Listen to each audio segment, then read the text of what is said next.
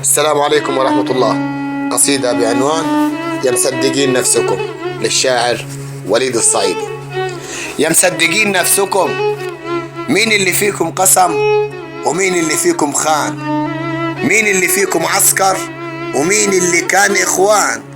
مين اللي باع الأرض ومين اللي ساب العرض سلعة يا ناس في السوق؟ مين اللي حرق الكنايس ومين اللي هدم المساجد ومين اللي منع الأذان صوته ما يعلاش؟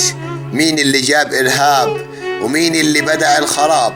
مين اللي قفل الأبواب في وش سكانها؟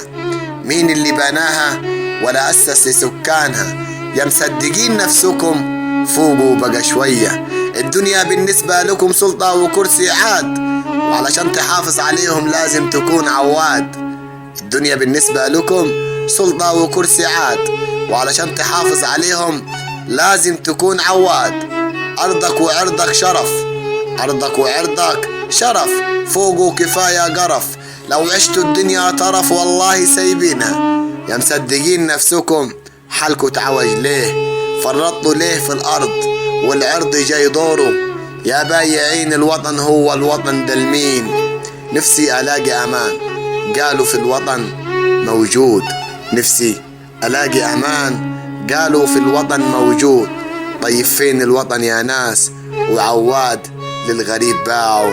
أصعب ما في الموضوع تبكي بلا دموع والدمعة محبوسة، وساعة ما تفرح يوم تبكي سنين بعده، والحق ضاع طريقه والزين يعيش بعده، والظلم أثبت وجوده والحق ضاع وعده.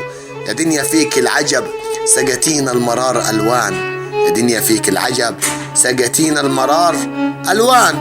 أما الفقير يابا زاد هم على همه، بيضرب كف على كف الناس تجي تلومه، مش لاقي راحة يابا ولا حتى قوت يومه. ما بيعمل ايه الفقير يطلع من هدومه؟ صعبان علي الحال وانا قلت اقول موال، جت قصة ورواية. يا مصدقين نفسكم، مين اللي فيكم قسم ومين اللي فيكم خان؟ مين اللي فيكم عسكر ومين اللي كان اخوان؟ شكرا، مع تحيات الشاعر وليد الصعيدي.